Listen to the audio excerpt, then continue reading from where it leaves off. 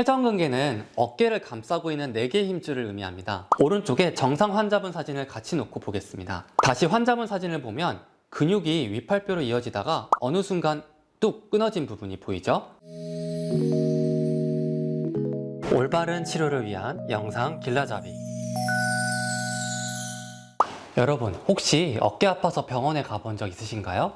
어깨 통증은 단순히 뼈의 문제뿐 아니라 힘줄이나 인대 손상이 있는 경우가 있기 때문에 MRI 촬영이 꼭 필요한 경우가 있습니다. 하지만 막상 MRI를 찍고 나면 여기 사진에서 뭐가 어딘지 하나도 모르겠고 판독지를 받아도 다 영어로 되어 있고 의학용어가 가득하니까 막막하시죠? 그래서 오늘은 제가 어깨 MRI를 처음 보시는 분들도 쉽게 이해하실 수 있도록 어깨 MRI를 설명드리려고 합니다. 사진을 어떤 순서로 봐야 되는지, 그리고 여기가 도대체 뭘 가리키는지, 또 가장 흔한 질환인 회전근개 파열부터 오십견까지 모두 차근차근 하나씩 설명해 드릴게요. 오늘 영상 그냥 켜놓고 따라오시기만 하면 됩니다. MRI를 암호가 아니라 그림으로 보는 시간 지금 시작하겠습니다. 본론으로 들어가기 전에 먼저 MRI를 이해하기 위한 기초 지식을 좀 설명드릴게요. 제가 여기 어깨 모형을 가지고 왔는데요.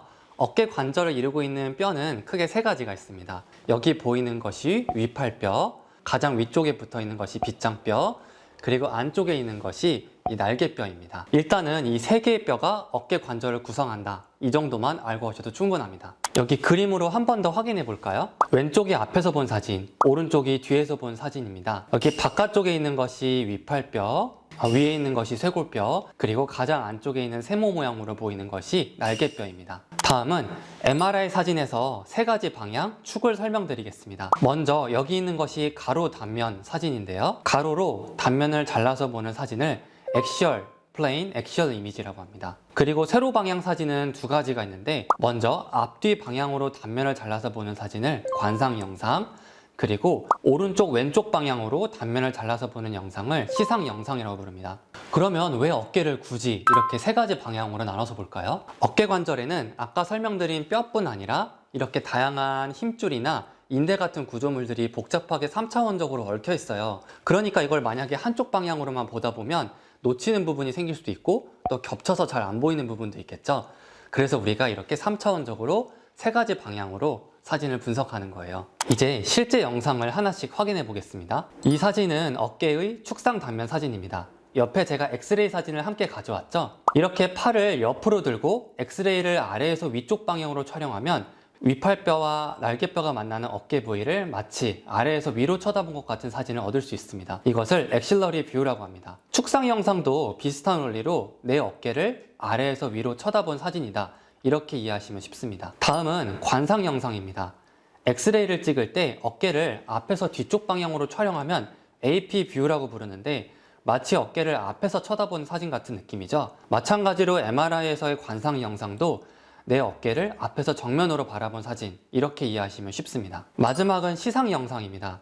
우측과 좌측 방향을 가로지르면서 단면을 보는 영상인데요. 엑스레이 사진 중 라테럴 뷰와 비슷합니다. 날개뼈를 옆에서 보면 이렇게 알파벳 Y처럼 보인다고 해서 Y 뷰라고도 부릅니다. 시상 영상은 이렇게 어깨를 마치 옆에서 쳐다본 것 같은 사진이라고 이해하시면 쉽습니다.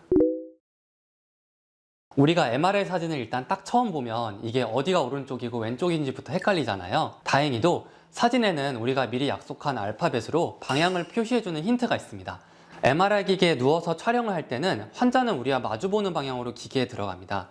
그러니까 화면에서의 왼쪽은 환자에게서는 실제로 오른쪽이 되고, 환자에게서 왼쪽은 우리 화면에서 보는 오른쪽이 됩니다. 축상 영상을 보면 환자의 오른쪽은 right의 약자인 R로 표시되어 있고 환자의 왼쪽은 left의 약자인 L로 표시가 되어 있습니다. 그리고 축상 영상은 아래에서 위로 어깨를 쳐다본 사진이죠. 그러니까 사진에서의 위쪽은 환자의 앞쪽 정면, 안테리어의 A로 표기할 수 있고, 사진의 아래쪽은 환자의 뒤쪽이니까 포스테리어의 P로 표기합니다. 다음은 관상 영상입니다. 관상 영상은 어깨를 앞에서 쳐다본 사진이라고 말씀드렸죠. 환자의 우측과 좌측 방향은 마찬가지로 R과 L로 표기를 하고, 앞에서 쳐다보면 환자의 위쪽 방향은 머리 쪽이 되니까 헤드, H로 표시를 하고, 아래쪽 방향은 발 쪽이니까 foot, F로 표기를 합니다. 마지막은 촬영 기법, 즉 시퀀스입니다. MRI 촬영 시간이 긴 이유 중 하나가 바로 이 촬영 기법을 여러 가지를 쓰기 때문인데요. 어깨 관절에는 아까 말씀드렸듯이 뼈뿐만 아니라 이렇게 많은 조직들이 있는데, 문제는 촬영 기법마다 선명하게 볼 수 있는 구조물이 다릅니다. 어떤 기법은 이게 잘 보이고 또 어떤 기법은 이게 잘 보이는 거죠. 그래서 어쩔 수 없이 시간이 많이 걸려도 시퀀스를 여러 가지로 촬영할 수밖에 없습니다. 가장 기본이 되는 것이 이 두 가지 기법인데요. 왼쪽은 T1, 오른쪽은 T2 강조 영상입니다. 간단하게만 말씀드리면 T1은 여러 가지 해부학적 구조물들을 또렷하게 볼 때 유리하고요. T2는 물 성분을 밝게 볼 수 있어서 만약에 어디가 다쳐서 물이 차면 그 부위를 발견할 때 좋은 영상입니다. 그리고 MRI 사진 볼 때 이렇게 뼈가 까만 사진들 많이 보셨죠? 이거는 뭘까요? 이건 바로 지방 억제 영상입니다. 지방만 선택적으로 어둡게 해주는 기법을 사용하면 몸에 이상이 있는 부위, 물이 찬 부위를 더 하얗고 뚜렷하게 볼 수 있다는 장점이 있습니다. 그렇기 때문에 의사 선생님들이 실제로 진료하실 때 많이 참고하시는 영상 중 하나입니다. 회전근개는 어깨를 감싸고 있는 4개의 힘줄을 의미합니다. 팔을 들어 올리거나 팔을 회전하는 움직임을 만드는 데 도와주고요. 또 어깨 관절이 빠지지 않도록 중심을 잡아주는 역할도 합니다. 우선 회전근개 중에서 가장 중요한 것은 가장 위쪽에 있는 극상근인데요. 이렇게 날개뼈 뒤쪽 윗부분부터 근육이 나와서 윗팔뼈의 머리 부분에 힘줄로 부착합니다. 어깨를 앞에서 쳐다봤을 때는 근육이 크고 매끈하게 잘 넘어오다가 점점 얇아지면서 윗팔뼈의 머리, 그 중에서도 대결절이라는 부위에 착하고 붙게 됩니다. 옆에서 쳐다봤을 때는 윗팔뼈 머리 중에서 호리진탈 파셋이라는 곳에 부착합니다. 위에서 쳐다보면 이렇게 윗팔뼈를 가장 위에서 감싸는 모양입니다. 다음은 극하근입니다. 날개뼈 뒤쪽 아랫부분에서 근육이 넓게 나와서 윗팔뼈에 힘줄로 부착하는데요. 어깨를 앞에서 쳐다보면 마찬가지로 근육이 크다가 점점 얇아진 힘줄로 변하면서 대결절에 붙게 되고요. 옆에서 쳐다보면 극상건의 뒤쪽 오블리크 파셋이라는 곳에 부착을 합니다. 이때 극상건의 뒤쪽과 극하건의 앞쪽이 일부 겹치는 부위는 콘조인드 텐던이라고 명칭합니다. 위에서 쳐다봤을 때는 이렇게 윗팔뼈를 뒤쪽 윗부분에서 감싸는 모양입니다. 다음은 소원근입니다. 날개뼈의 바깥쪽 아랫부분에서 근육이 나와서 윗팔뼈의 힘줄로 부착합니다. 소원근의 힘줄은 이렇게 극하근보다 더 아래쪽 vertical facet이라는 곳에 부착합니다. 다음은 견갑하근입니다. 날개뼈 앞쪽에서 근육이 넓게 부채 모양처럼 나와서 윗팔뼈의 앞쪽에 힘줄로 부착합니다. 어깨를 위에서 쳐다봤을 때는 근육이 점점 얇아져서 힘줄로 변하고 윗팔뼈의 소결절이라는 부위에 착하고 붙습니다. 옆에서 쳐다봤을 때는 윗팔뼈의 앞쪽 면에 위아래로 이렇게 붙게 됩니다. 이제 본격적으로 어깨 회전근개 파열에 대해서 설명드리겠습니다. 회전근개 파열은 크게 두 가지로 구분할 수 있는데 부분 파열과 전층 파열이 있습니다. 부분 파열은 힘줄이 완전히 끊어진 것이 아니고 두께의 일부만 손상된 상태입니다. 즉 연결은 유지되어 있습니다. 전층 파열은 힘줄이 위부터 아래까지 전부 다 파열되면서 끊어진 힘줄이 안쪽으로 말려 들어갈 수도 있는 파열입니다. 부분 파열은 다음과 같이 찢어진 방향에 따라 또 두 가지로 나누는데요. 먼저 안쪽 관절면 파열은 articular side tear라고 부릅니다. 또 바깥쪽 점액낭면의 파열은 dorsal side partial tear라고 부릅니다. 부분 파열은 또 이렇게 찢어진 두께에 따라서 크게 세 가지로 나누는데요.